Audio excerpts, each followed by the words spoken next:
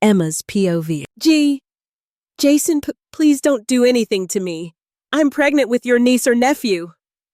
I pleaded, my voice trembling. That'll depend on how much your rich boyfriend is willing to pay. He chuckled darkly.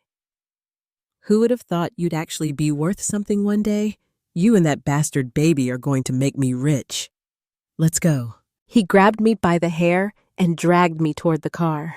Jason, please. A sharp slap across my face silenced me. Pain burned across my cheek and tears flooded my eyes. I looked at him terrified. If you behave, I won't hit you again, he said coldly. I need that bastard of yours safe. Makes you more valuable. But if you do anything stupid, I won't hesitate to kill you both with my bare hands. I knew he wasn't bluffing. I had to obey to stay alive. Then he pressed a cloth over my nose and mouth. The smell was strong chemicals. I fought, I really did, but my strength faded fast. Easy now if you don't want to get hurt, Jason whispered. My limbs went heavy. Darkness took over. I drifted back to consciousness. My eyelids were like bricks, but I forced them open. A single dim bulb lit the space, some kind of garage. I spotted tools, car parts, oil-stained floors. Then the memories came flooding back. Jason had taken me. My hand instinctively moved to my bump, and something inside me shifted. Strength I didn't know I had surged through me. The fear dissolved. I wasn't afraid of Jason anymore. I could take anything, endure anything, but I wouldn't let him touch my child. The door slammed open. Jason walked in, his smirk twisted and cruel. It used to terrify me. Now it only made me sick. Well, the princess is awake. Sleep well? Was the bed comfy? Oh wait, that's right. You slept on the floor. He burst into laughter. I just stared at him, wondering how someone who shared my blood could do this to me. Jason, let me go before this gets worse. You know this won't end well for you. Let me go, and I promise I won't go to the police. You have my word. He knelt in front of me and slapped me hard. I barely caught myself on the floor before falling flat. Do you think I'm stupid? Your word means nothing. You can trust me. Trust won't pay the bills, he hissed.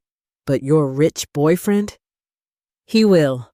I gotta admit, I'm impressed. Looks like he really cares about you and the little bastard. You don't know that.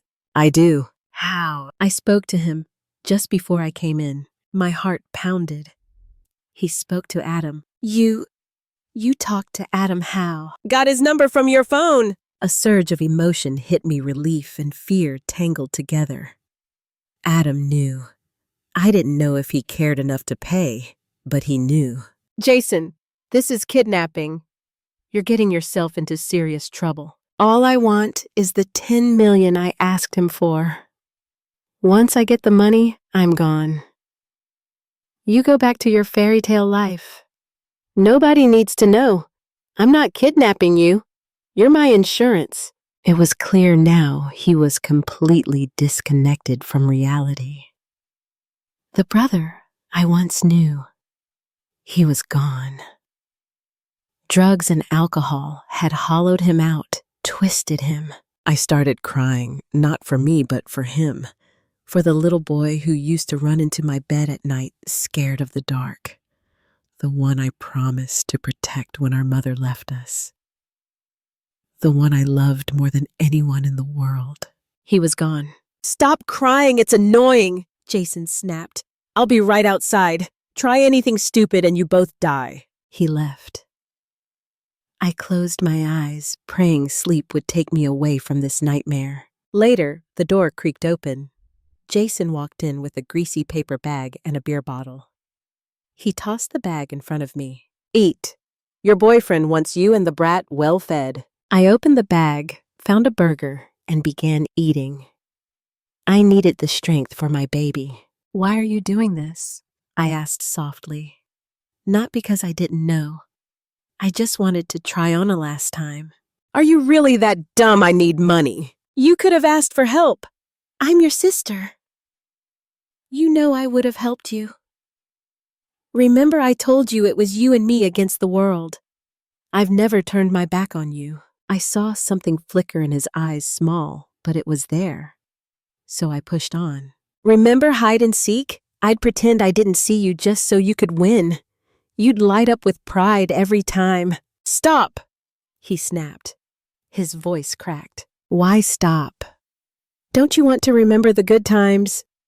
Even when Mom left, we still laughed. Dad did his best to be both parents. Dad, he whispered, looking down. A single tear slipped down his cheek. He's alive, I said quickly. After the accident, he was in a coma. The doctor said it was hopeless, but 2 weeks ago he woke up. He's recovering. Jason looked up stunned. What? It's true. You can see him. I'll take you to the hospital. No! No, you're lying. You're trying to trick me. Jason looked at me. I gently placed a hand on his cheek. Didn't I promise I'd take care of you? He nodded slowly. His eyes softened. His grip on my hand tightened. I'm sorry, he whispered. My brother was back. I saw it in his eyes, heard it in his voice. I leaned forward and hugged him. And to my surprise, he hugged me back. Then sirens. Jason jumped back like he'd been burned. You lied to me. You planned this the whole time, didn't you? No, Jason, I swear I didn't. You abandoned me. Just like her, he muttered. No, you know I never... Another slap cut me off. I hate you. I hate you as much as I hated her. You and that brat, you're gonna die. Jason, please! He lunged at me. My instincts kicked in. I saw the beer bottle empty and smashed it over his head. It dazed him. I bolted for the door. I almost reached it before he yanked me back by the hair. I screamed, fought, but then I felt it. Cold metal against my head. You're dying tonight, sister, he snarled. And that bastard in your belly, he won't ever see sunlight. I'm doing him a favor. This world is too cruel anyway. Tears streamed down my face as I whispered the only thing I could. A prayer, a desperate plea for a miracle. You know what I'm sure your boyfriend is out there with the cops? So wouldn't it be just perfect if I dragged you out and killed you right in front of him? What do you think? Brilliant, isn't it? He laughed maniacally, the sound sending a cold shiver down my spine. His arm was locked around my neck, the gun pressed tight to my temple as he forced me outside. At least 10 police cars surrounded the garage.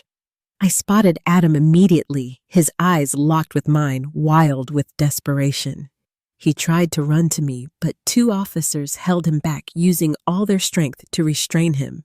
I'm killing her right in front of you all! Stop me if you can! Jason bellowed. Instead, I heard a deafening shot.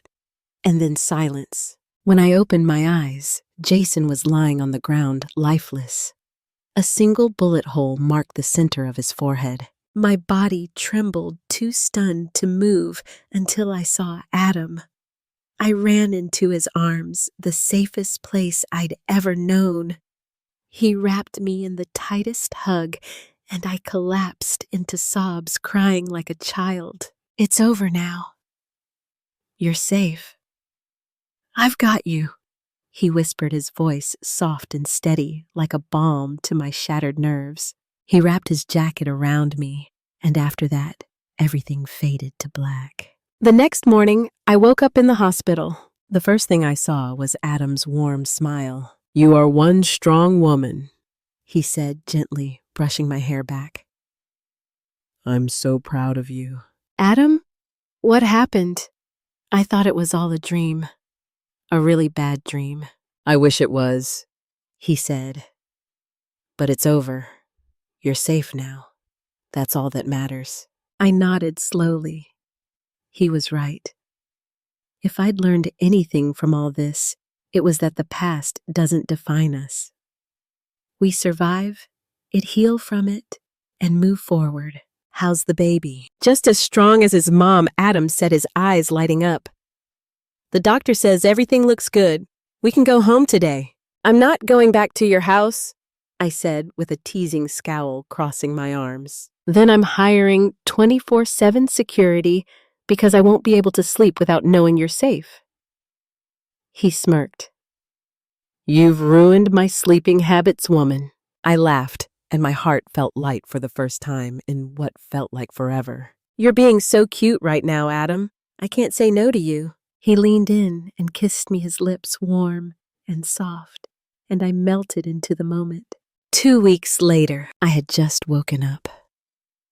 Adam slept peacefully beside me, one arm wrapped around my belly.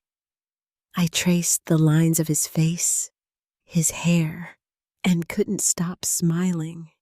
This man, this fierce, complicated, beautiful man was mine.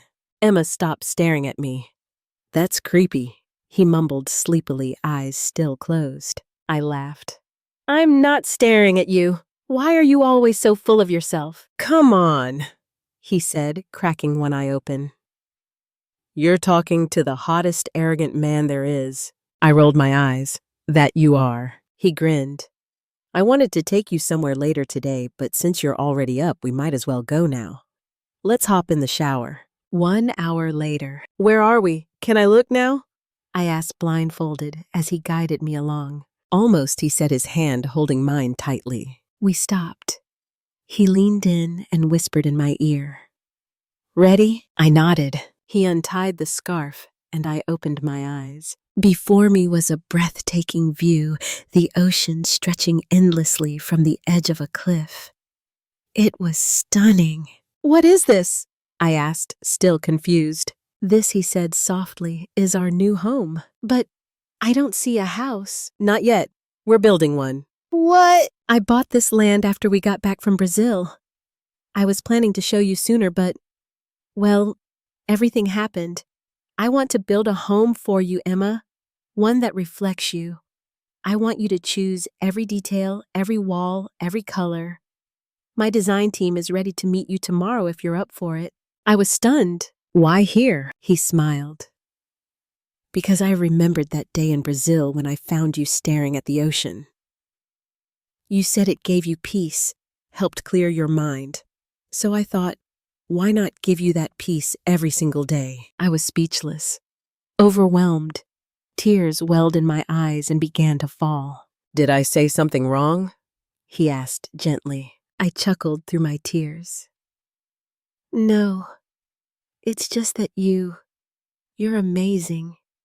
And I love you with every fiber of my being. He cupped my face, his thumbs brushing away my tears. You have no idea how happy you make me, my sweet Emma. I love you beyond human capacity. He kissed me, then deep, tender, all-consuming. And in that moment, I knew if I had to go through it all again, just to end up here, I would. 10 times over, 10 times. Author's note. This incredible journey has come to an end, and I'm beyond grateful to each of you who read, commented, and connected with this story. Your support means the world to me. If you're craving more, check out my other stories, His Favorite Investment and The Queen. I promise they won't disappoint. You can also connect with me in Instagram, Mary Rose Author. 11 years later, Adam and Emma's new home by the ocean. Good morning, Adam said as he walked into the kitchen and hugged Emma from behind while she flipped a pancake. Good morning. Take a seat at the table. Breakfast will be ready in a minute, she replied, leaving a quick kiss on his cheek. She placed the tray of pancakes on the long wooden table. Guys, eat fast. You're already running late for school. Dad, can you take us today? Alex asked, his eyes hopeful. Only if you two finish all your breakfast. Okay, Alex and Mason chorused, already digging in. Emma and Adam had 2 boys just a year apart. They were inseparable best friends, co-conspirators, and partners in every backyard soccer game. Adam loved spending time with them.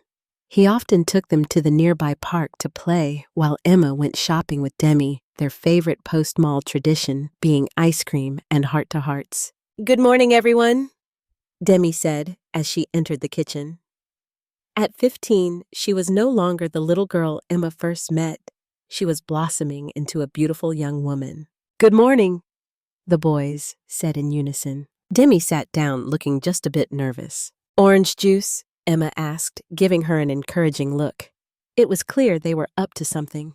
Dad Demi started voice small but steady. "Yes," Princess Adam replied casually, buttering his toast. I wanted to ask if I can go on a date to the movies Friday." She blurted out the last part so fast it was almost a blur. "I'm sorry. What was that?" Adam set down his toast, his full attention now on his daughter. "There's this guy from school that I really like, and he invited me to the movies Friday. So I'm asking for permission." "Absolutely not." "Dad, are you serious?" Demi's eyes widened, her face flushed with frustration. "Dead serious." "Adam, you're overreacting," Emma said, stepping in gently. "No, I'm not. She's the only girl in this house. Her brothers and I are her bodyguards against all those teenage boys with bad intentions." "Right, boys."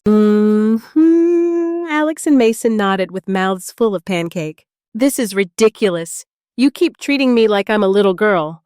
I know how to take care of myself," Demi cried, then stormed out of the kitchen. "Demi, you didn't even touch your food," Emma called after her, but it was no use. The girl was gone. Adam sighed. "What you're doing isn't fair, Adam. Let her live her life. If her heart gets broken, that's part of growing up. You can't keep her in a glass bubble forever."